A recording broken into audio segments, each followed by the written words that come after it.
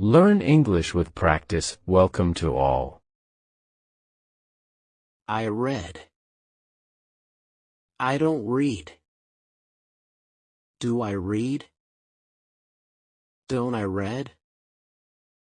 What do I read? What don't I read? Why do I read? Why don't I read? How do I read? How don't I read? Where do I read? Where don't I read? Who reads? Who doesn't read? Who read? Who don't read? Whom do I see? Whom don't I see? Which subject do I read? Which subject don't I read?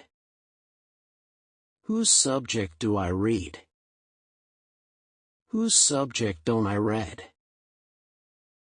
How many books do I read? How many books don't I read? How much water do I drink?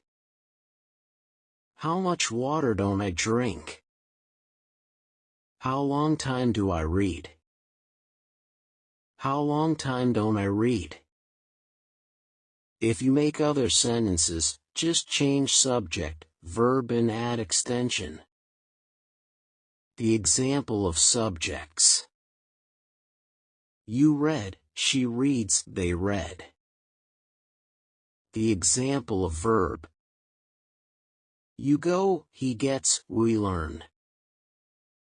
The example of extension.